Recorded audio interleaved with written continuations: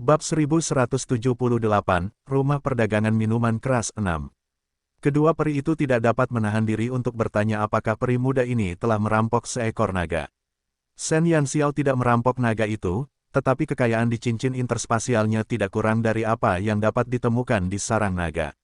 Permata-permata di cincin interspasialnya terkumpul sedikit demi sedikit sejak kelahirannya kembali hingga sekarang.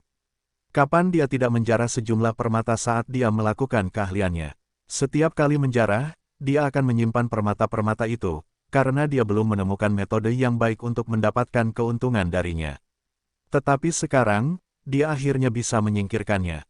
Masih banyak lagi, tapi aku tidak yakin berapa jumlahnya. Aku akan mengirimkannya kepadamu saat aku menemukannya. Shen Yanxiao menggaruk kepalanya. Jika dia tahu bahwa permata sangat populer di benua Dewa Bulan, dia akan mengubah semua yang ada di cincin interspatialnya menjadi permata sebelum dia datang. 100 meter kubik permata. Baiklah, Shen Yanxiao hanya memikirkannya. Bahkan jika dia cukup kaya untuk menyaingi sebuah negara, mungkin akan sulit untuk mendapatkan begitu banyak permata. Namun, 100 meter kubik sulit, tetapi 1 meter kubik tidaklah sulit. Ya, kedua peri putih itu mengangguk tergesa-gesa, takut kalau klien kaya itu akan melarikan diri. Lihatlah kualitas permata ini. Anda dapat menentukan harganya. Shen Yanxiao terlalu malas untuk menghitung detail-detail kecil ini. Shen Yanxiao hanya bersikap terlalu malas, tetapi di mata kedua peri itu, mereka melihatnya secara berbeda. Itulah yang disebut kepercayaan. Dia benar-benar mempercayai mereka. Kalau tidak, siapakah yang akan melemparkan permata sebanyak itu kepada mereka begitu saja tanpa menghitungnya? Kedua peri putih, yang telah lama ditolak oleh kaum mereka sendiri, merasa hangat di hati mereka.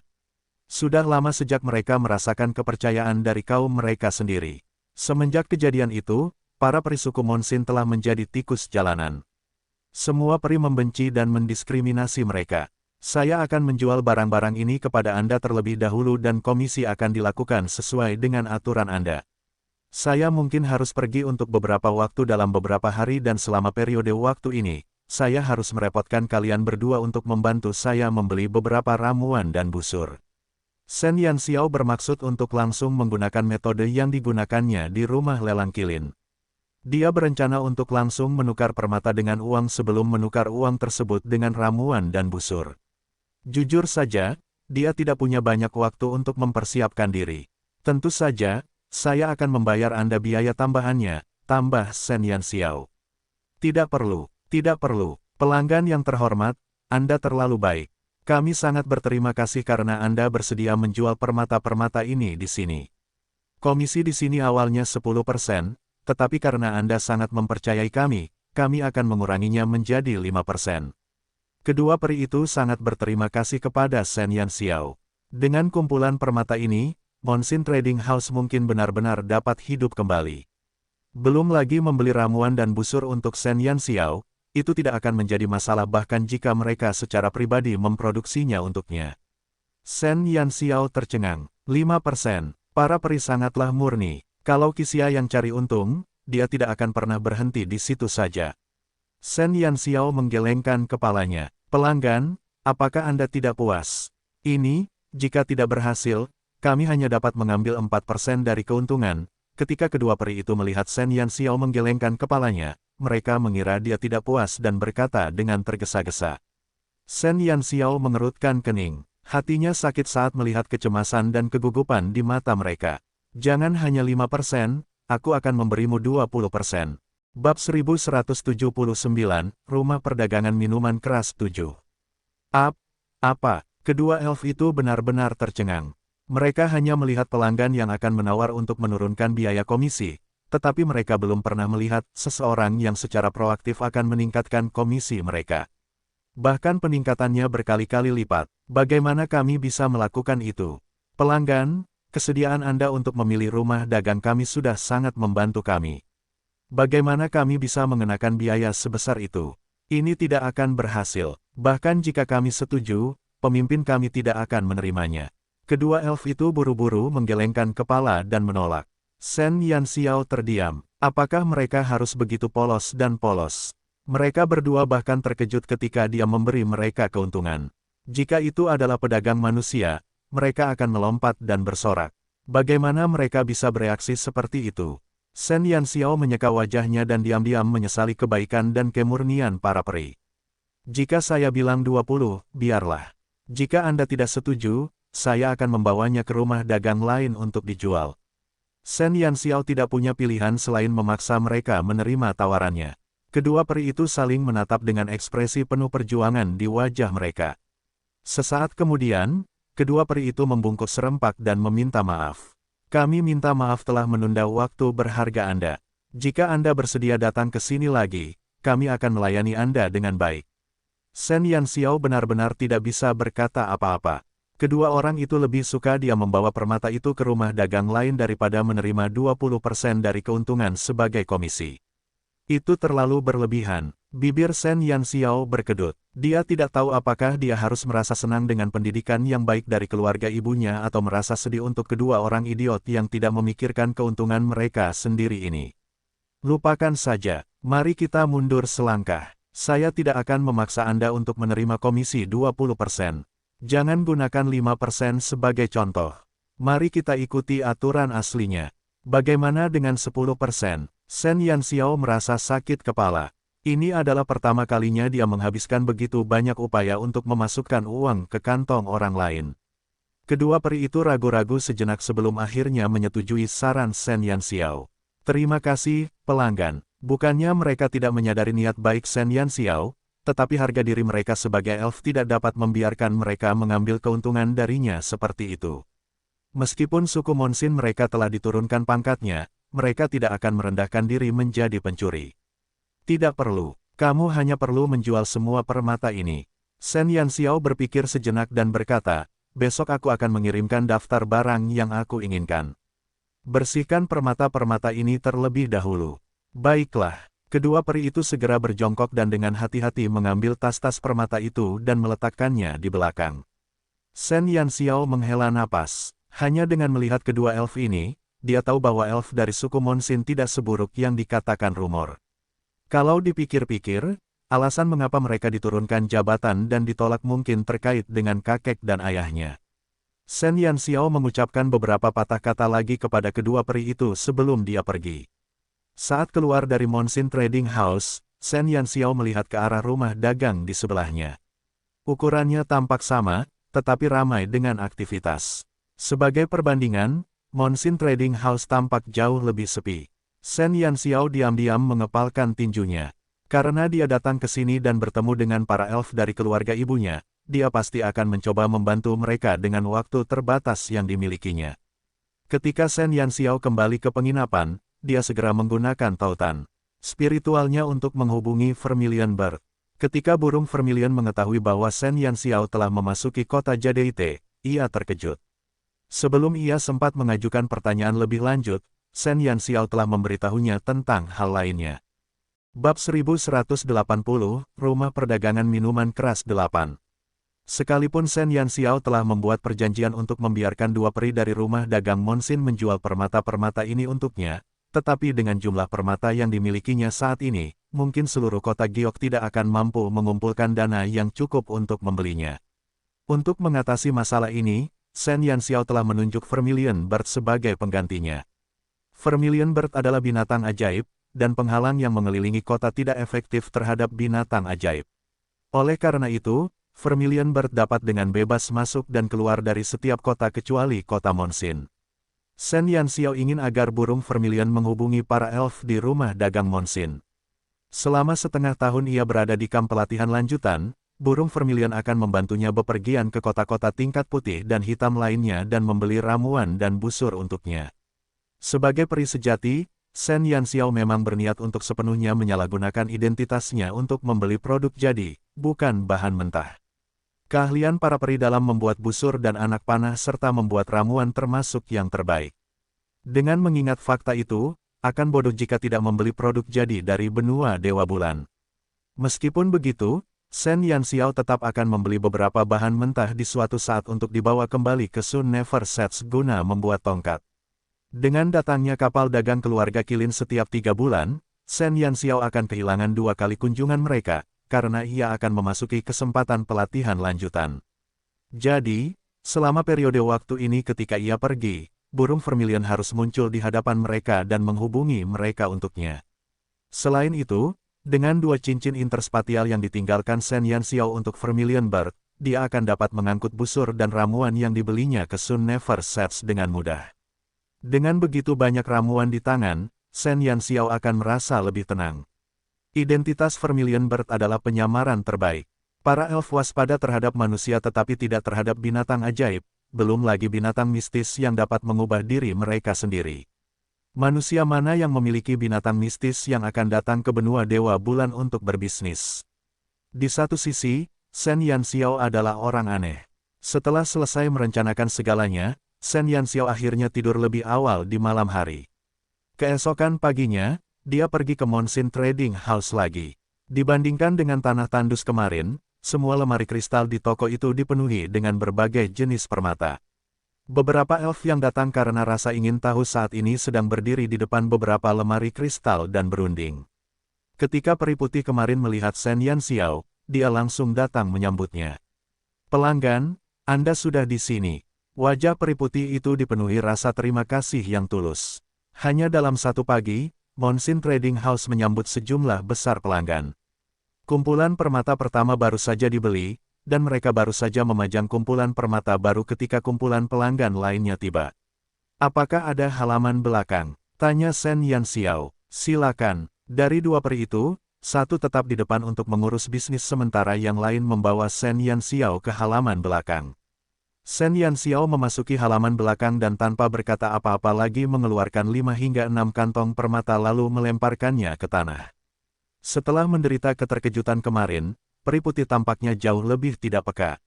"Jual ini dulu." "Oh benar, aku akan sibuk dalam beberapa hari ke depan.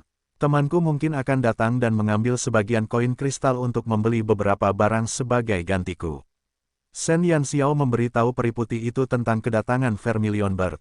Peri putih itu hanya menanyakan karakteristik Vermilion Bird sebelum dia setuju dengan tulus.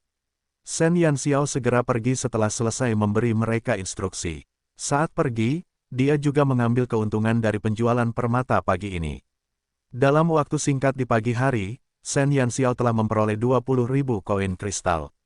Dengan 20.000 koin kristal di sakunya, Shen Yanxiao langsung pergi ke rumah dagang lain dan dengan gila-gilaan membeli lusinan botol ramuan Grandmaster dan menyimpannya di cincin interspatialnya. Namun, sesuatu yang tidak terduga terjadi pada Mo Yu. Bab 1181, Keraguan 1. Di salah satu kota tingkat hitam, Water City. Di lokasi yang cukup rahasia, Mo Yu saat ini tengah menatap rekan-rekannya yang duduk di meja bundar dengan penuh semangat. "Mo Yu, kau sudah gila." Peri tampan berbaju perak itu mengerutkan kening saat melihat Mo Yu yang bersemangat. "Mo Feng, dengarkan aku. Dia adalah peri paling menarik yang pernah kulihat. Kau belum melihat keunikannya dengan mata kepalamu sendiri. Jika kau melihatnya, kau tidak akan meragukanku." Mo Yu berbicara dengan penuh semangat. 4 peri lainnya yang duduk di meja berada di posisi yang sama dengannya, mereka semua adalah anggota pengawal bulan perak. Mereka ditempatkan di pintu masuk yang mengarah ke 5 kota tingkat hitam di kota Monsin. Mereka semua dikirim karena mereka harus menyelesaikan beberapa masalah pelik secara pribadi. Mo Feng mengerutkan kening dan berkata, "Betapapun istimewanya dia hanyalah perician."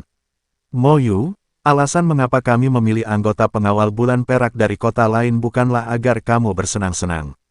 Tidak peduli seberapa suka bermain-mainnya kamu seharusnya tidak membuat masalah seperti ini. Seberapa cakapkah perician, bahkan jika dia lebih istimewa daripada peri lain, kamu tidak dapat mendukungnya seperti ini dan langsung merekomendasikannya ke kamp pelatihan lanjutan. Tindakanmu terlalu tidak masuk akal jadi aku tidak setuju dengan lamaranmu. Kenapa kau tidak mengerti apa yang kukatakan? Dengan kualifikasinya, pada dasarnya akan memalukan kemampuannya jika dia pergi ke kamp pelatihan lainnya." Mo Yu hampir ingin berteriak. Jika dia ingin membuat pengecualian dan merekomendasikan Shen Yanxiao ke kamp pelatihan tingkat lanjut, dia harus mendapatkan persetujuan dari 5 orang yang hadir. Pikiran Mo Yu sangat sederhana dan dia merasa bahwa masalah ini seharusnya tidak sulit untuk diselesaikan. Namun, dia tidak menyangka bahwa saat dia menyebutkan tentang pengiriman perician ke kamp pelatihan tingkat lanjut, dia akan ditentang oleh keempat rekannya. Duduk di samping Mo Feng, Mo Yan juga menatap Mo Yu dengan ekspresi tidak setuju. Moyu adalah yang paling ceroboh di antara mereka berlima dan kepribadiannya sama sekali berbeda dari peri. Kali ini, mereka telah meninggalkan kota Monsin dan datang ke kota lain untuk memilih peri yang berpotensi. Keempat lainnya telah memilih dari kota-kota tingkat hitam dan yang terburuk yang akan mereka lihat adalah dari kota-kota tingkat putih. Namun, Moyu sengaja bertindak sembrono dan pergi ke kota tingkat Qian untuk menimbulkan masalah. Tidak hanya itu, dia bahkan ingin mengirim peri Qian ke kamp pelatihan tingkat lanjut. Itu sungguh tidak terbayangkan. Moyu, jika kamu benar-benar berpikir elf itu punya potensi, kami akan mengizinkanmu untuk mengirimnya ke kamp pelatihan menengah untuk sementara waktu. Namun, kami tidak akan pernah setuju untuk mengirimnya ke kamp pelatihan lanjutan. Mo Yan langsung menolak permintaan Moyu. Harus diketahui bahwa semua elf di kamp pelatihan lanjutan adalah elf hitam. Bahkan elf putih tidak bisa masuk, apalagi elf Qian. Jika mereka menyetujui saran Moyu, mereka akan menjadi bahan tertawaan. Moyu sudah meraung marah. Mengapa orang-orang ini tidak bisa percaya pada keputusannya? Meskipun dia suka membuat masalah, dia tidak berani membuat masalah dengan masalah seperti ini. Bagaimanapun, dia tahu betapa seriusnya situasi ini. Keputusan Mo Yan sudah sangat lunak. Menurut aturan normal, peri Qian tidak bisa memasuki kamp pelatihan menengah. Moyu, jangan memaksakan diri. Jika peri yang kamu sebutkan itu berbakat, dia akan memiliki kesempatan untuk menunjukkan keahliannya bahkan di kamp pelatihan menengah.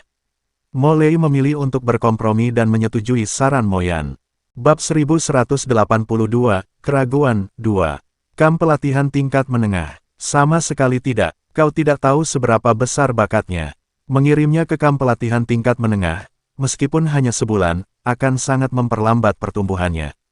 Kita tidak punya banyak waktu lagi, dan kita harus memilih sekelompok penjaga yang cakap untuk memasuki kota Monsin dalam waktu setengah tahun. Tahukah kau seberapa besar pertumbuhannya akan terhambat jika kau mengirimnya ke kamp pelatihan tingkat menengah? Mo Yu menggaruk kepalanya dengan panik. Jika bukan karena waktu yang mepet, dia tidak akan melakukan hal yang ekstrim seperti itu.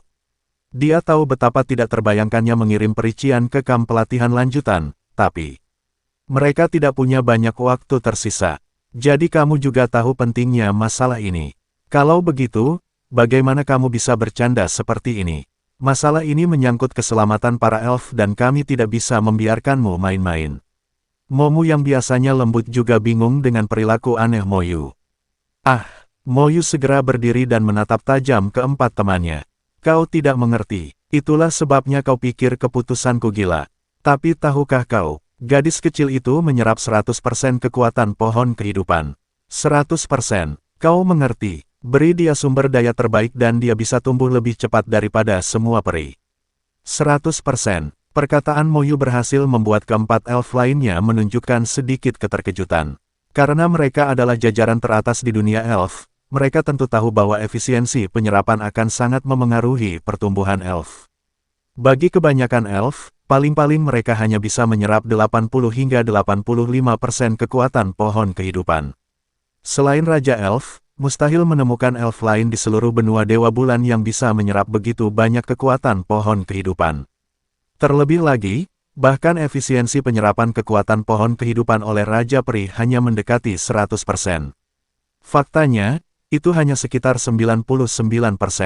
Apa kau serius? Mo Feng menatap Mo Yu dengan ragu. Jika mereka tidak tahu bahwa Mo Yu tidak berani bercanda tentang hal ini, mereka akan mengira bahwa dia hanya menggoda mereka. Tentu saja, jika itu tidak benar, mengapa aku harus mengirimnya ke kamp pelatihan lanjutan? Aku bukan orang gila. Mo Yu sangat marah. Keempat elf lainnya saling berpandangan seolah-olah mereka mencoba menentukan kredibilitas kata-kata Mo Yu. Bagaimana kamu tahu bahwa efisiensi penyerapannya mencapai 100%? Hal ini terlalu mengejutkan sehingga Momu tidak punya pilihan selain menanyakan detailnya. Mo Yu menarik napas dalam-dalam dan berkata, aku melihatnya dengan mata kepalaku sendiri. Di area ujian di Kota Malam Harum, awalnya aku tidak bermaksud membawa seorang anak di bawah umur ke kamp pelatihan. Bahkan jika itu adalah kamp pelatihan utama, aku tidak pernah berpikir untuk membiarkannya masuk. Namun, gadis kecil itu sangat keras kepala. Jadi agar dia menyerah, aku memintanya untuk menguji peringkatnya di area ujian. Namun, tahukah kamu apa yang kulihat di area ujian? Apa yang kamu lihat? Mo Yu menyipitkan matanya. Semua yang terjadi hari itu terputar jelas di dalam benaknya. Dia menyipitkan matanya dan menatap keempat rekannya sambil berbicara dengan suara yang jelas. Saya melihat bahwa setelah dia meletakkan tangannya ke dalam cairan uji, cairan itu berubah warna 3 kali dalam waktu kurang dari 1 menit. 3 warna, bisakah Anda bayangkan? Sebenarnya ada sumber kehidupan elf yang sangat tidak stabil, mampu menembus lapisan demi lapisan dalam waktu yang singkat. Tepat saat dia menembus tingkat merah, semua cairan uji menguap dalam sekejap. Bab 1183, Keraguan 3. Saat Mo Yu mengatakan itu, Mo Yan dan yang lainnya langsung menjadi gugup. Kecepatan pertumbuhan sumber kehidupan elf sangat lambat dan bahkan untuk elf hitam yang paling berbakat pun, kecepatannya sama. Selama pengujian, sama sekali tidak mungkin ada situasi di mana kenaikan pangkat akan terjadi. Lebih-lebih lagi, cairan uji menguap, itu bahkan lebih tidak masuk akal. Mereka semua menyadari bahwa bahan utama dalam cairan uji itu adalah getah pohon kehidupan dan tidak akan pernah menguap. Namun, Mo Yu mengatakan bahwa semua cairan uji telah menguap. Kalau begitu, itu hanya bisa berarti getah pohon kehidupan yang terkandung dalam mata air itu telah diserap oleh peri itu tanpa sepengetahuannya. Apakah kamu yakin dia menyerap semuanya? Mo Lei berbicara dengan sangat susah payah. Bukannya dia tidak percaya pada Mo Yu, tetapi akan sangat mengerikan jika itu benar. Aku tidak buta, aku yakin setelah menguap, tidak ada setetes air pun di baskom kristal itu. Kata Mo Yu dengan penuh tekad. Getah pohon kehidupan sangat kental. Getah yang tidak tercampur akan menunjukkan tanda-tanda pembekuan. Selain itu, getah pohon kehidupan berwarna hijau zamrud dan sangat mencolok pada peralatan kristal transparan. Bahkan jika hanya sedikit, itu tidak akan luput dari pandangan peri. Saat itu, Mo Yu berulang kali melihat ke baskom kristal itu beberapa kali, tetapi dia tidak menemukan jejak getah pohon kehidupan. Selain fakta bahwa getah itu telah terserap seluruhnya, dia tidak punya pikiran lain. Tentang ini, Mo Feng sangat terkejut. Dia menatap Mo Yu dengan ragu-ragu. Meskipun kamu yakin, itu terlalu sulit dipercaya bagi kami. Kami tidak bisa mempercayainya begitu saja. Jika kamu benar-benar ingin kami mempercayainya, bawa peri itu kepada kami. Kami harus melihatnya menyerap getah pohon kehidupan dengan mata kepala kami sendiri sebelum kami bisa yakin. Lalu bagaimana jika semuanya benar? Mo Yu menyipitkan matanya dan bertanya. Mo Feng dan 3 elf lainnya saling memandang dan menemukan jawaban yang sama di mata masing-masing. Mo Feng kemudian menghela napas dan berkata, jika semuanya seperti yang kau katakan, maka kami berempat akan menjadi penjaminmu dan membujuk orang-orang dari kamp pelatihan lanjutan itu untuk membiarkan gadis kecil itu memasuki kamp pelatihan lanjutan untuk berlatih dengan para elf hitam. Menghadapi efisiensi penyerapan yang begitu mengerikan, Mo Feng dan yang lainnya tidak punya pilihan selain melonggarkan persyaratan mereka. Baiklah, aku akan menghubunginya besok, tetapi kamu harus mempersiapkan ujiannya terlebih dahulu. Mo Yu tersenyum. Dia tidak khawatir Shen Yanxiao tidak akan lulus ujian Mo Feng dan yang lainnya. Dia yakin dengan penilaiannya. Tenang saja, aku akan meminta barang-barang untuk ujian dari para tetua. Aku hanya berharap gadis kecil yang kau pilih tidak akan mengecewakan kita. Mo Feng mengangguk. Jika seorang jenius seperti itu muncul, mereka akhirnya bisa bernapas lega. Lagi pula, tujuan utama mereka meninggalkan kota Monsin adalah untuk memilih elf terbaik untuk memasuki kota itu. Kamu pasti tidak akan kecewa, kata Mo Yu sambil tersenyum. Kuharap begitu. Siapa nama gadis kecil yang kau pilih? Aku akan mencari tahu latar belakangnya. Mo Lei cukup berhati-hati dalam tindakannya dan seperti yang dikatakan Mo Yu, gadis kecil itu pasti bukan orang yang tidak dikenal. Senyum di wajah Mo Yu menegang. Bab 1184, Keraguan 4. Yah, kurasa aku belum menanyakan namanya, jadi, aku tidak tahu. Mo Yu yang awalnya agresif langsung mengecilkan lehernya dan duduk di kursi dengan perasaan bersalah. Dalam sekejap, 4 pasang mata tajam menatap ke arahnya secara bersamaan. Ayo, apakah nama benar-benar sepenting itu? Mo Yu menundukkan kepalanya dan mencari alasan. Keempat elf yang telah dihasut oleh Mo Yu langsung dikalahkan oleh si idiot tak berdaya ini. Bagaimana mereka bisa mengharapkan orang bodoh seperti dia punya mata yang jeli? Setelah Shen Yanxiao mengatur agar dia bisa mendapatkan uang dengan cepat, dia bersiap untuk pergi ke penjara malam berikutnya untuk mengunjungi paman ketiganya yang telah ditahan karena hubungan asmaranya. Namun, sebelum dia bisa bersiap untuk memeriksa situasi, Mo Yu tiba-tiba datang ke penginapan. Hei, ketika Mo Yu melihat Shen Yanxiao sedang beristirahat, Mo Yu berlari ke dalam penginapan. Shen Yanxiao menatap Mo Yu dengan ragu. Bukankah dia mengatakan akan datang menemuinya dalam 7 hari? Mengapa dia datang begitu cepat? Ada apa? Tanya Shen Yanxiao. Mo Yu bertanya, siapa namamu? Shen Yanxiao benar-benar terdiam. Jadi, pria ini sengaja kembali untuk menanyakan namanya. Secara kebetulan, ketika Shen Yanxiao dan Mo Yu berbincang satu sama lain selama perjalanan mereka dari kota malam harum ke kota Giok, selama perjalanan, dia tidak pernah menanyakan namanya. Sebaliknya, Mo Yu hanya menyebutkan namanya. Namaku Yanxiao. Shen Yanxiao menghapus nama marga manusianya. 100 keluarga tidak ada di antara para elf. Jika seseorang dengan nama marga Shen tiba-tiba muncul, itu mungkin akan menyebabkan banyak masalah. Siapa yang meminta paman ketiganya bersikap sembrono di kota Jadeite? Kalau tidak, Shen Yanxiao tidak perlu menyembunyikan namanya. Yanxiao, cek, kenapa mirip sekali dengan nama bajingan Moyan? Mo Yu menyentuh dagunya. Dia tidak lupa bahwa keempat sahabatnya telah menyulitkannya. Shen Yanxiao menatap langit tanpa berkata apa-apa. Apa persamaan mereka? Lupakan saja, semua ini tidak penting. Aku di sini untuk hal lain. Mo Yu sangat ingin melihat Shen Yanxiao mengejutkan semua orang di depan bajingan itu. Sial, beraninya mereka tidak percaya pada keputusannya. Dia akan membawanya kepada mereka dan menakut-nakuti mereka sampai mati. Ada apa? Tanya Shen Yanxiao. Ini tentang Anda memasuki kamp pelatihan lanjutan. Ketika Shen Yanxiao mendengar itu, sikap malasnya segera berubah serius. Bagaimana dengan itu? Ia berharap ia beruntung. Ia tidak ingin membuang-buang waktunya dengan sia-sia. Mo Yu menatap Shen Yanxiao dengan malu. Dia sudah bertindak terlalu jauh dalam masalah ini. Dia mengatakan bahwa semuanya akan mudah diselesaikan di awal, tetapi begitu banyak masalah tiba-tiba muncul di akhir. Yah, sebenarnya, meskipun bakatmu mengejutkan, kau tetaplah perician. Karena itu, bahkan jika aku ingin mengirimmu ke kamp pelatihan tingkat lanjut, itu tidak akan semudah itu, kata Mo Yu. Shen Yanxiao mengangguk. Awalnya, dia juga merasa bahwa mengirimnya ke kamp pelatihan tingkat tinggi tidak sesuai dengan gaya elf. Seperti dugaanku, pasti ada sesuatu yang salah. Lupakan saja jika aku tidak bisa masuk ke kamp pelatihan lanjutan. Aku juga akan mengalami hal yang sama jika aku masuk ke kamp pelatihan dasar. Shen Yanxiao cukup mudah diajak bicara. Mo Yu buru-buru menggelengkan kepalanya dan berkata, bukannya kamu tidak bisa masuk, hanya saja agak merepotkan. Mengapa kamu berkata begitu? Shen Yanxiao mengangkat alisnya dan bertanya. Mo Yu berdeham dan berkata, bukan tidak mungkin untuk mengirimmu masuk, tetapi kamu harus menunjukkan bakatmu terlebih dahulu. Bab 1185, Ujian, 1.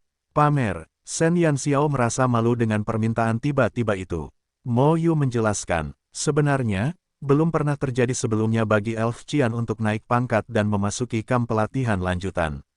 Oleh karena itu, bakatmu harus dijamin olehku dan keempat rekanku lainnya. Meskipun aku sangat yakin dengan kemampuanmu, keempat orang itu ingin melihatnya dengan mata kepala mereka sendiri. Apakah kau mengerti? Shen Yanxiao mengangguk. Namun, bagaimana aku bisa memamerkan kemampuanku? Dia baru berada di benua Dewa Bulan selama sekitar 10 hari jadi tidak tahu banyak tentang kemampuan para elf. Kekuatan seorang pemanah sihir masih ada, tetapi dia merasa tidak ada banyak hal yang bisa dia pamerkan di depan para elf.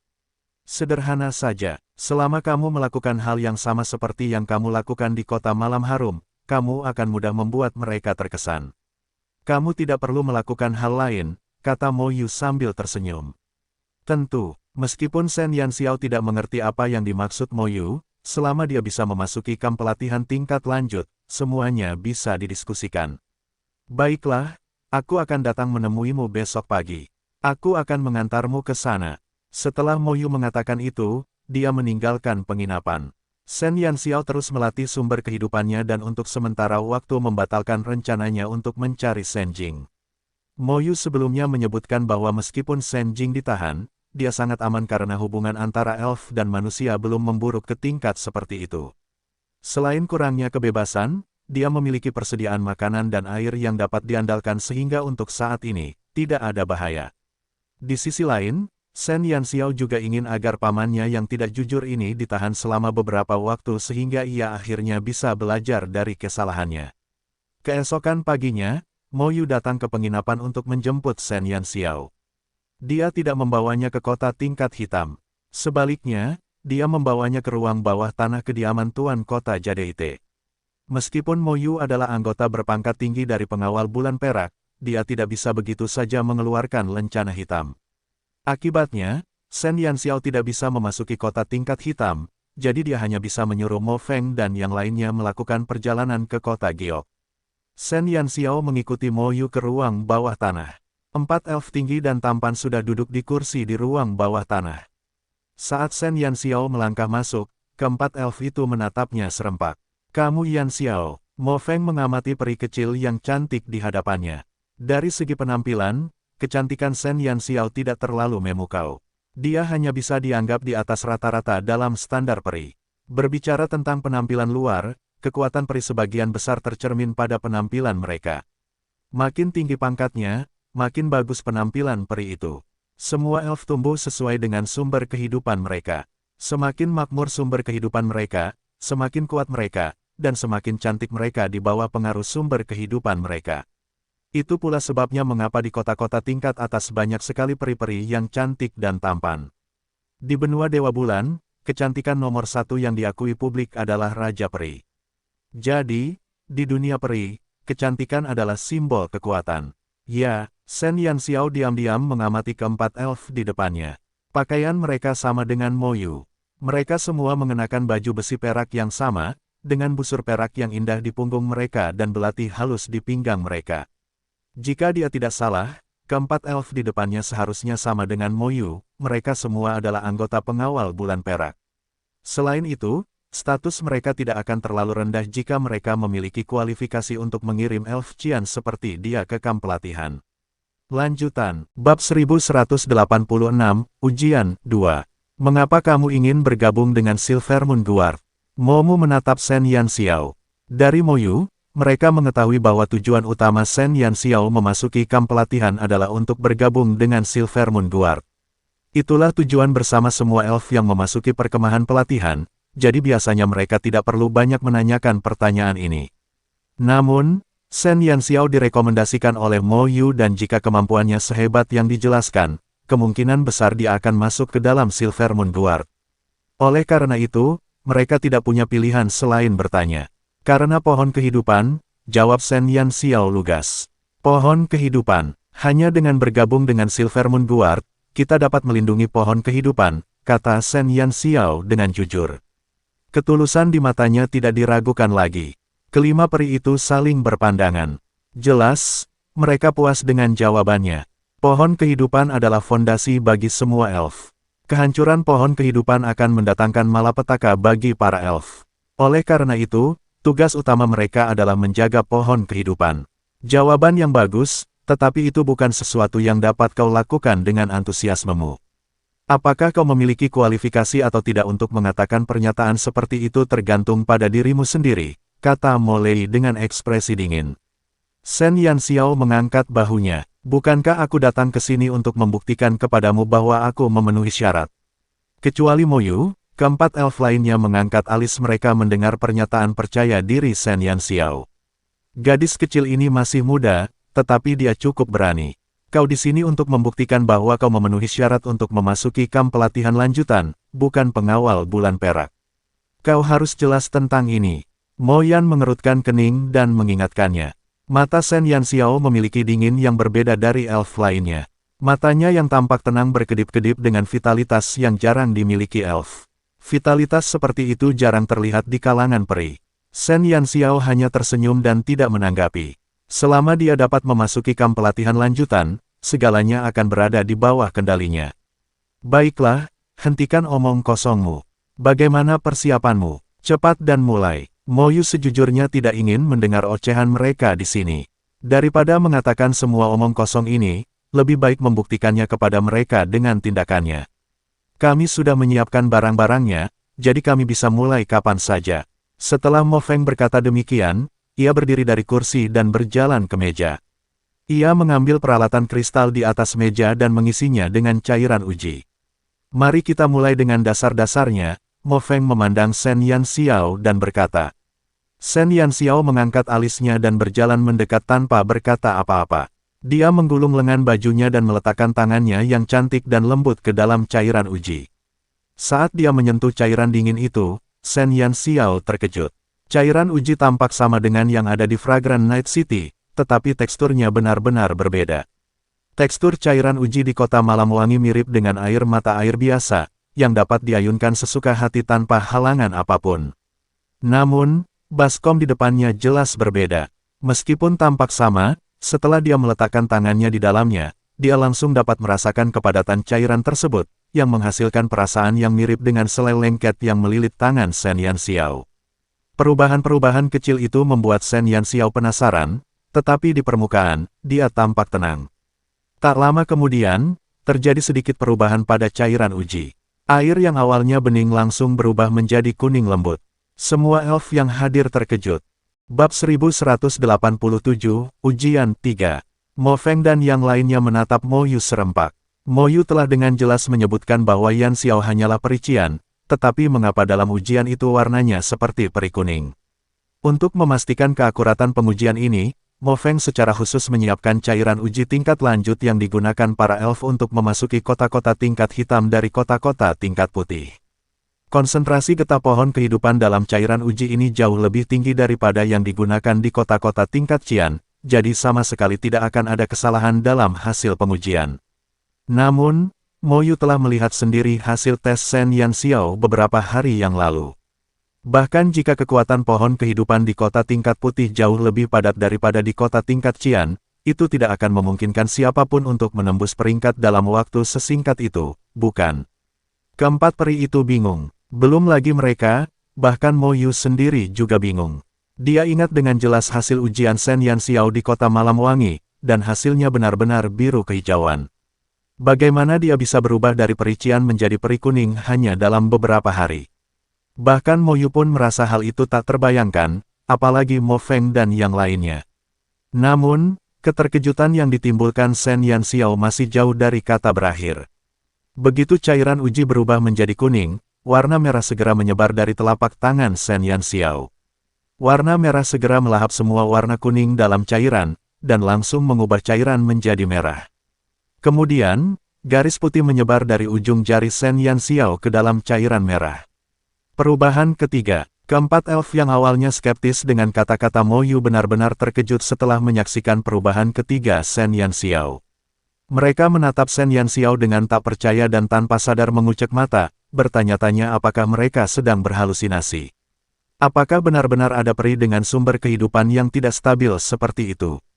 Tetapi untuk menjalani 3 tingkat perubahan dalam waktu yang singkat, segala sesuatu di depan mata mereka telah menghancurkan pandangan dunia mereka. Dalam beberapa saat, baskom berisi cairan mulai mendidih dan untaian kabut putih mulai memenuhi peralatan kristal.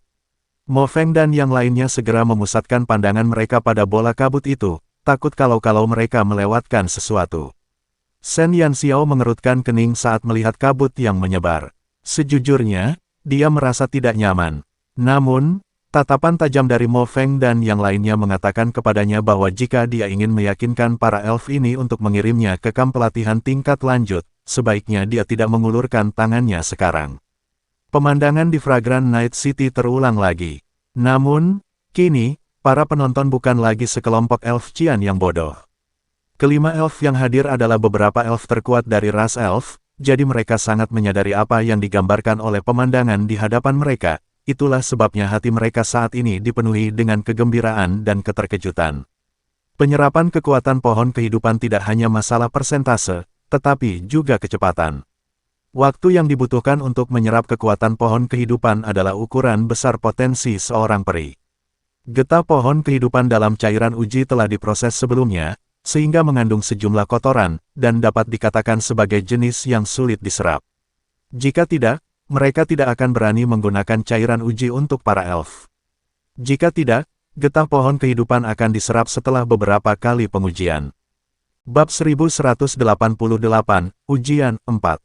Namun, Shen Yanxiao mampu menyerap kekuatan dalam cairan uji dalam waktu yang singkat.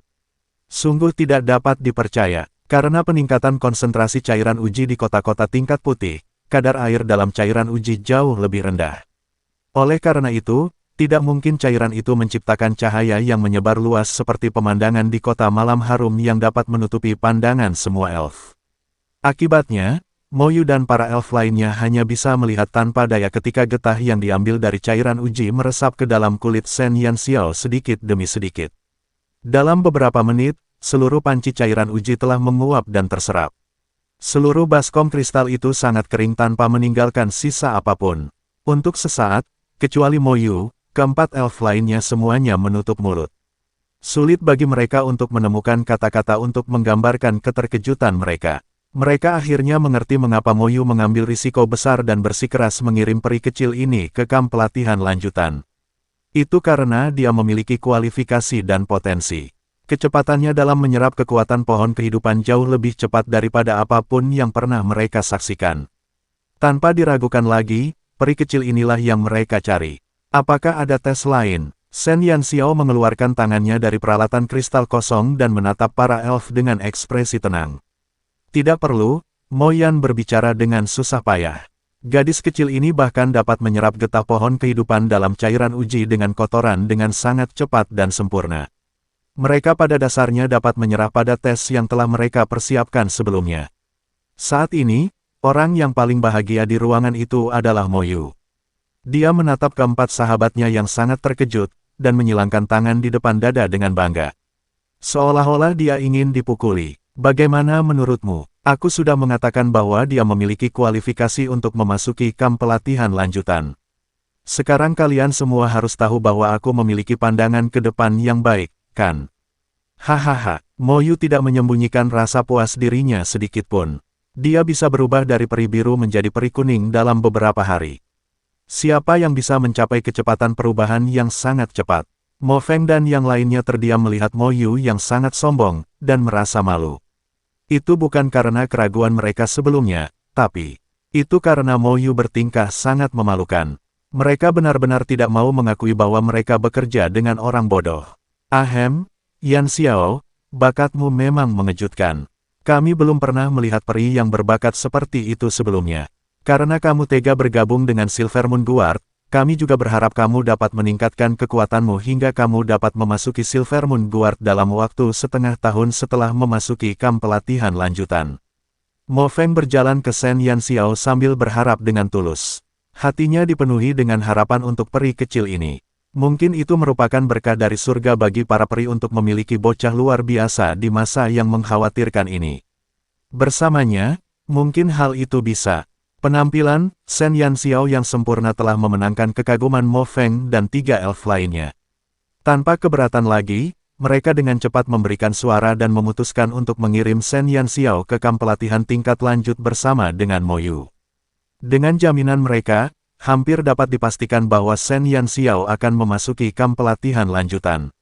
Namun, memasuki kamp pelatihan lanjutan hanyalah awal dari perjalanan Shen Yanxiao ke benua Dewa Bulan.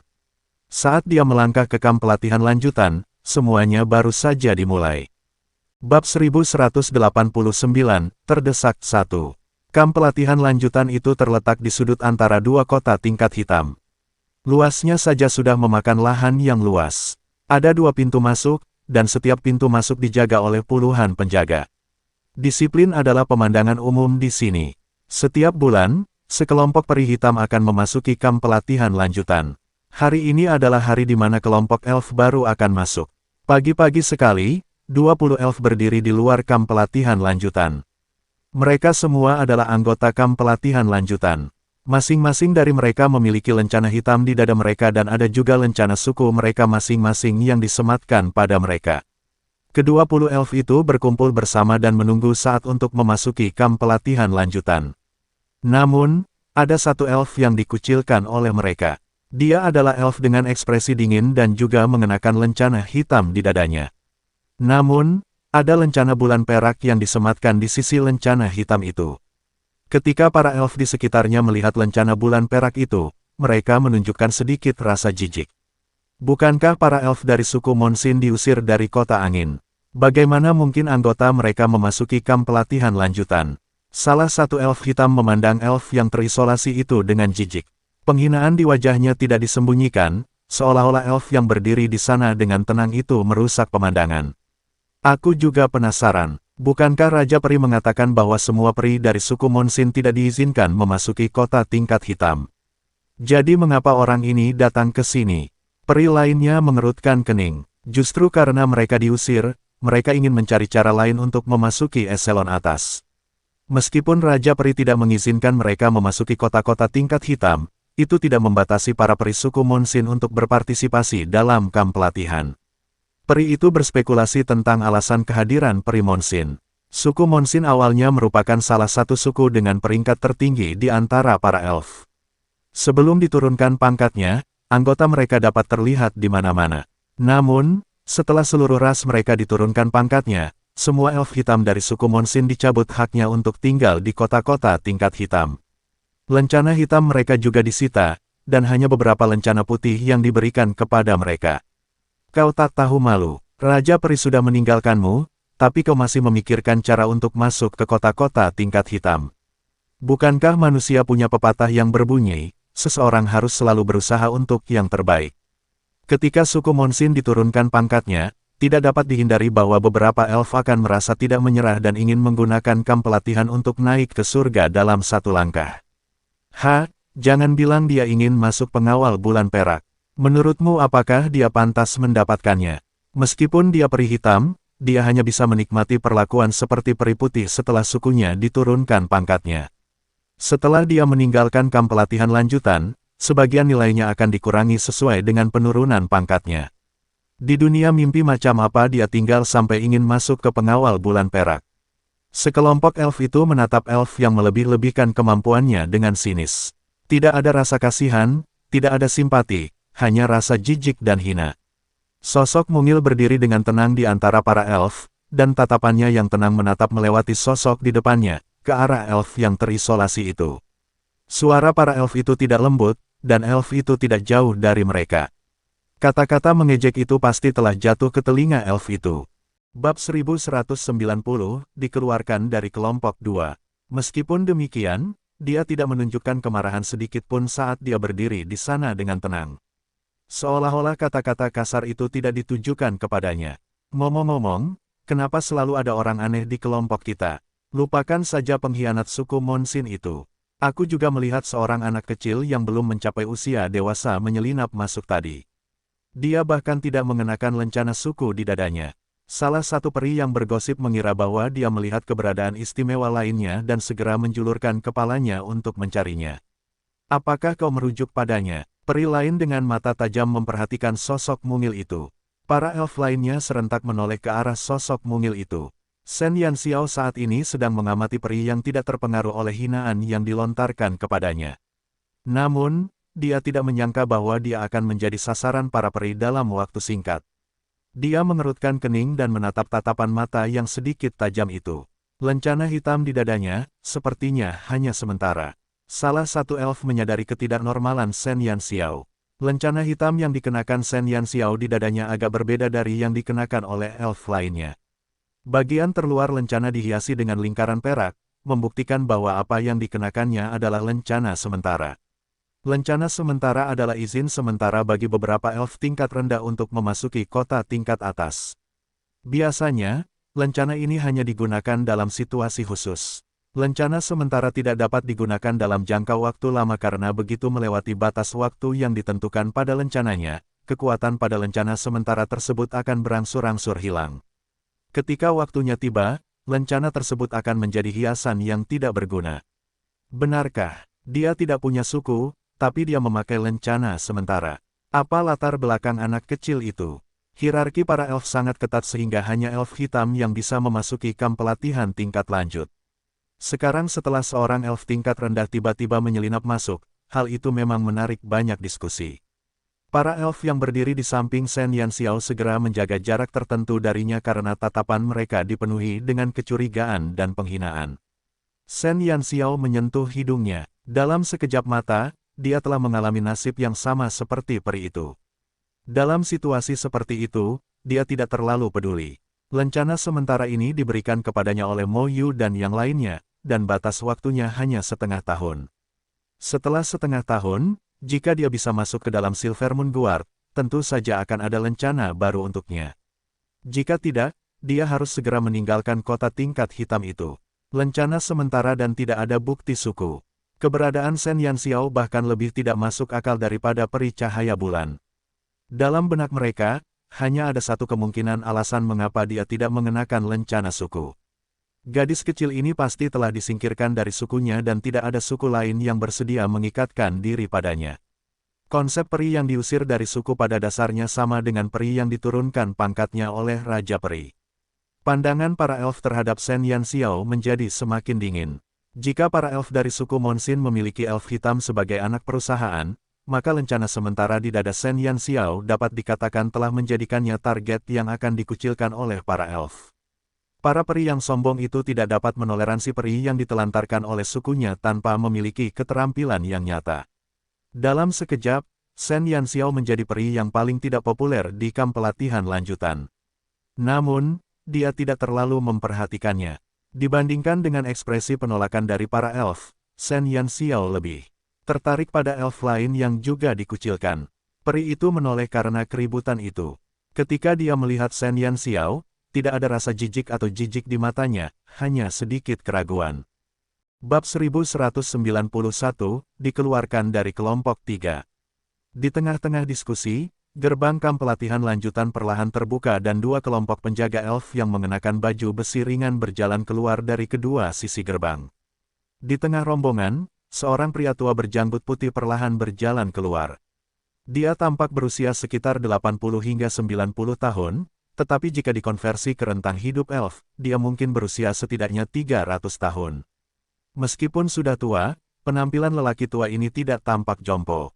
Sebaliknya, ia memiliki penampilan seperti orang bijak dan mata hijaunya memiliki kedalaman yang tak terduga saat ia diam-diam menyapu pandangannya ke seluruh kelompok peserta yang akan segera memasuki kamp pelatihan tingkat lanjut. Para peri yang bergosip itu segera terdiam dan dengan patuh berdiri terpaku di tempat. Mereka tahu bahwa lelaki tua di depan mereka adalah seorang tetua yang telah membantu dua generasi raja peri berikutnya. Namun saat ini, dia hanyalah seorang lelaki tua yang baru saja mengambil alih kamp pelatihan tingkat lanjut. Tidak seorang pun tahu namanya. Semua orang di kamp pelatihan hanya tahu untuk memanggilnya Tetua Yue. Belum lagi para elf hitam, bahkan Raja Elf saat ini harus memberi muka pada Tetua Yue. Penatua Yue melihat ke arah 20 elf yang berbaris di depannya. Tanpa berkata apa-apa, dia berbalik dan berjalan ke kamp pelatihan. Para peri yang berdiri di pintu bingung apakah harus mengikuti tetua itu atau tidak. Tepat saat mereka ragu-ragu, seorang elf berbaju zirah tipis keluar dari kamp pelatihan. Saya Kier dari kamp pelatihan lanjutan. Dalam setengah tahun ke depan, saya akan bertanggung jawab atas pelatihan kelompok kalian. Sekarang, kalian harus berpencar ke dalam kelompok dan memilih asrama, kata Kier dengan tertib. Hampir bersamaan dengan selesainya Kier berbicara, semua elf mulai mencari calon teman sekamar mereka. Mereka bertindak cepat karena tidak ada satupun dari mereka yang ingin berada di asrama yang sama dengan pengkhianat suku Monsin dan elf yang tidak diketahui asal-usulnya itu. Tak lama kemudian, para elf berusia 20-an itu menemukan teman sekamar mereka. Hanya Shen Yanxiao dan elf dari suku Monsin yang tersisa. Shen Yanxiao memandang peri itu, dan dia juga tampaknya memahami situasi saat ini. Keduanya berdiri bersama dalam kesepahaman diam-diam dan menetapkan identitas mereka sebagai teman sekamar selama 6 bulan ke depan. Shen Yanxiao dapat dikatakan sebagai satu-satunya perempuan di antara kelompok elf.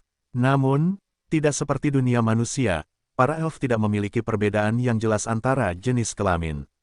Baik laki-laki maupun perempuan, para elf semuanya cantik dan tampan. Status elf perempuan tidaklah rendah di antara para elf lainnya.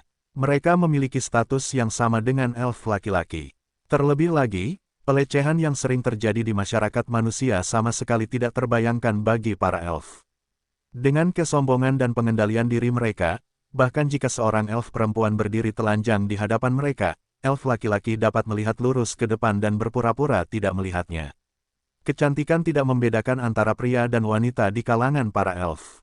Kier menatap ke-13 kelompok itu dengan puas dan mengangguk. Baiklah, ikutlah denganku. Sekarang aku akan membawa kalian ke asrama. Setelah berkata demikian, Kier berbalik dan pergi. Para elf lainnya buru-buru mengikutinya, dan tidak seorang pun berani mengucapkan sepatah kata pun. Shen Yanxiao dan peri cahaya bulan berjalan di belakang rombongan tanpa ada niat untuk mengobrol. Di kamp pelatihan lanjutan, asrama dan tempat pelatihan adalah dua tempat yang berbeda.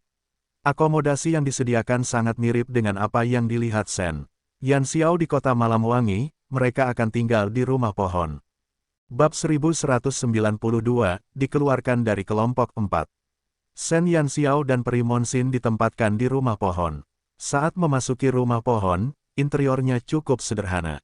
Ada tempat tidur gantung di setiap sisi dan meja kayu di tengah dengan dua kursi di sampingnya. Selain itu, tidak ada yang lain. Shen Yanxiao menarik kursi dan duduk sebelum melihat teman sekamarnya. Yanxiao, kata Shen Yanxiao. Pihak lain tertegun sejenak sebelum jejak keterkejutan muncul di wajahnya yang dingin. Dia ragu-ragu sejenak sebelum berkata, Anran. Setelah mengatakan itu, Anran berhenti sejenak dan berkata, aku tahu kau tidak punya pilihan selain tinggal bersamaku. Kau tidak perlu menghubungiku. Shen Yanxiao menopang dagunya dan menatap Anran dengan heran. Mengapa? Anran menatap Shen Yanxiao seolah menganggap pertanyaannya aneh. Karena aku adalah peri dari suku Monsin dan peri lainnya tidak menyukaiku. Kau tidak perlu memaksakan diri. Lagi pula, jika kau terlalu banyak berinteraksi denganku, mereka hanya akan semakin menolakmu. Anran menyentuh lencana suku di dadanya dan berkata. Shen Yanxiao tersenyum. Aku tahu kau peri dari suku Monsin, tapi apa hubungannya ini dengan percakapan kita? Kenapa aku tidak bisa bicara denganmu? Anran berkata, tidakkah kau tahu? Suku Monsin telah diturunkan pangkatnya oleh Raja Peri. Semua orang di antara para peri mengatakan bahwa kita adalah pengkhianat. Jika kau mendekatiku, itu hanya akan membuat mereka merasa bahwa kau bersekongkol dengan kami, dan tak lama lagi, mereka juga akan mengucilkanmu.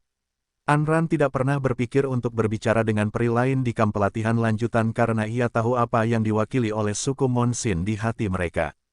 Teman sekamarnya sebelum dia masih muda dan Anran tidak ingin dia dikucilkan karena dia. Shen Yanxiao terkekeh. Sambil menunjuk lencana sementara di dadanya, dia berkata, mengucilkanku. Kurasa mereka sudah melakukannya, bukan karena dirimu, tetapi karena diriku sendiri. Aku tidak memiliki lencana suku dan aku hanya memiliki lencana pangkat sementara. Dalam hal rasa jijik, kurasa rasa jijik mereka terhadapku tidak kalah dari rasa jijikmu.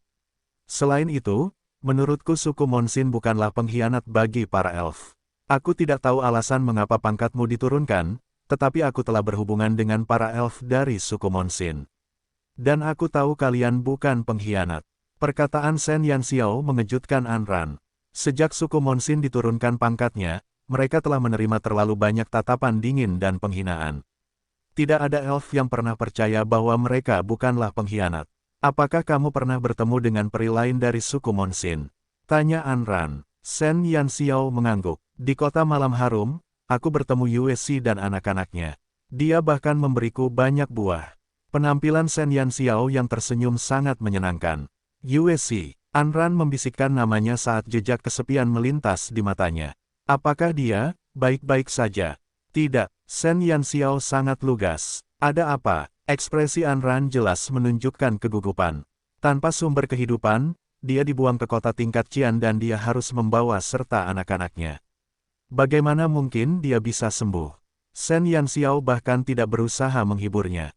Jejak rasa sakit muncul di wajah Anran. Ini semua salahku. Seharusnya aku yang dibuang. Shen Yanxiao melihat ekspresi sedih Anran dan samar-samar merasa bahwa pasti ada alasan tersembunyi di balik pengusiran Yue Si. Terlebih lagi, Yue Si pernah menjadi pengawal ibunya. Dia terus-menerus merasa bahwa hal-hal ini ada hubungannya dengan orang tuanya. Di kota Jadeite, Shen Yanxiao tidak punya waktu untuk pergi ke suku Monsin untuk mencari orang tuanya. Bukannya dia tidak mau, tetapi identitasnya saat ini sangat canggung untuk melakukannya. Bab 1193, dikeluarkan dari kelompok 5. Dia tidak memiliki kekuatan, level, atau pangkat untuk bertemu dengan orang tuanya. Selain itu, dia berdarah campuran. Jika dia muncul di hadapan para elf, dia mungkin akan menimbulkan lebih banyak masalah bagi orang tua dan sukunya. Oleh karena itu, dia menahan keinginannya dan memutuskan untuk mencari orang tuanya setelah dia bergabung dengan Silver Moon Guard. Shen Yanxiao menghela nafas. Melihat Anran yang menyalahkan dirinya sendiri, dia mulai bertanya-tanya apakah dia seharusnya tidak mengatakannya dengan terus terang. Kamu memasuki kamp pelatihan tingkat tinggi untuk bertarung demi suku Monsin, kan? Tanya Shen Yanxiao. Anran ragu sejenak sebelum dia mengangguk perlahan. Kejayaan suku Monsin sudah tidak ada lagi. Namun, tidak peduli apapun keadaan suku Monsin, para elf tidak akan pernah meninggalkan suku mereka. Saya ingin membuktikan bahwa kami bukanlah pengkhianat. Saya pikir jika saya bisa menjadi anggota pengawal bulan perak dan bekerja keras untuk melindungi pohon kehidupan dan Raja Peri, mungkin mereka tidak akan memandang kami seperti itu. Pikiran Anran sederhana, dia hanya tidak ingin melihat para peri itu mendiskriminasi suku Monsin. Oleh karena itu, meskipun dia tahu bahwa dia akan menghadapi segala macam perlakuan tidak adil setelah memasuki kamp pelatihan lanjutan, dia tetap datang. Shen Yanxiao tersenyum. Kalau begitu, buktikan pada mereka. Aku yakin kamu punya potensi. Anran menatap Shen Yanxiao dengan heran. Sudah lama ia tidak merasa dipercaya, dan sekarang, hal itu muncul pada anak kecil yang baru ia temui satu kali ini. Terima kasih, kata Anran dengan susah payah. Shen Yanxiao berkata, jangan terlalu pesimis. Dibandingkan denganku, kau berada dalam situasi yang jauh lebih baik. Paling tidak, kau memiliki sukumu sendiri. Paling tidak, kau adalah peri hitam. Namun, aku tidak punya apa-apa. Aku tidak punya suku, tidak punya kekuatan. Aku memasuki kamp pelatihan tingkat lanjut ini karena suatu alasan khusus. Aku adalah eksistensi yang tidak dapat diterima oleh para peri. Dibandingkan denganku, kau jauh lebih baik. Shen Yanxiao berusaha keras untuk membuat dirinya terdengar sengsara dan menyedihkan sehingga Anran tidak akan merasa begitu sedih. Anran menatap Shen Yanxiao dengan senyum masam. Ini adalah pertama kalinya dia melihat peri yang begitu optimis. Memang, situasi Shen Yanxiao mungkin lebih buruk daripada dirinya. Namun, dia penasaran mengapa peri kecil ini ingin memasuki kamp pelatihan tingkat lanjut dan bagaimana dia bisa masuk dalam begitu banyak situasi sulit. Tentu saja, meskipun dia penasaran, Anran tahu batasnya. Dia tidak akan menanyakan tentang urusan pribadi Shen Yanxiao karena itu tidak sopan. Aku tahu kau menghiburku, tapi terima kasih. Aku senang bertemu denganmu di kamp pelatihan lanjutan. Senyum akhirnya muncul di wajah Anran yang membeku. Shen Yanxiao memberinya perasaan ramah, seolah-olah mereka sudah saling kenal sejak lama. Dia berdiri dan mengulurkan tangannya padanya. Shen Yanxiao berdiri dan menjabat tangan Anran. Dia berkata sambil tersenyum, kita adalah saudara yang sama-sama menderita. Pada dasarnya kita berada di perahu yang sama sekarang. Apa yang harus disyukuri? Kita masih harus bekerja keras bersama di masa depan dan membuat orang-orang yang memandang rendah kita terkejut. Baiklah, aku pasti akan bekerja keras. Anran mengangguk dengan tegas. Shen Yanxiao menatap Anran sambil tersenyum. Bagaimanapun, suku Monsin adalah suku ibunya. Dia harus membantu mereka apapun yang terjadi. Terlebih lagi, Shen Yanxiao telah memutuskan untuk menarik suku Monsin keluar dari kesulitan mereka selama dia tinggal di benua Dewa Bulan. Dia samar-samar dapat merasakan bahwa alasan mengapa suku Monsin diturunkan pangkatnya dan dikucilkan terkait dengan orang tuanya. Jadi, jika berbicara secara wajar, Shen Yanxiao tidak akan berdiam diri dan tidak melakukan apapun. Bab 1194, Menara Roh Murni, 1. Faktanya, tidak peduli di kamp pelatihan mana mereka berada, fokus pelatihan mereka adalah untuk memelihara sumber kehidupan mereka. Daripada mengatakan bahwa itu adalah kamp pelatihan, akan lebih baik untuk mengatakan bahwa itu adalah kesempatan bagi para elf untuk melatih sumber kehidupan mereka. Di kamp pelatihan, mereka akan bersentuhan dengan kekuatan pohon kehidupan yang tidak dapat diakses oleh kota-kota sebelumnya. Jika mereka dapat mencapai terobosan dalam waktu setengah tahun, mereka akan ditugaskan ke berbagai kota di benua Dewa Bulan sesuai dengan kekuatan mereka sendiri. Para penjaga tidak akan diajarkan apa yang perlu mereka ketahui di kamp pelatihan karena persyaratan untuk penjaga dengan level yang berbeda tidak sepenuhnya sama. Oleh karena itu, mereka akan diajarkan secara terpisah setelah pembagian tugas. Dan setengah tahun ini merupakan kesempatan bagi para peri untuk terus berkembang dan menjadi lebih baik. Untuk merangsang potensi para elf dalam waktu sesingkat mungkin. Setelah Shen Yanxiao memahami sifat kamp pelatihan, dia semakin merasa bahwa kamp pelatihan itu agak mirip dengan akademi di dunia manusia. Tetap di dalam berarti belajar.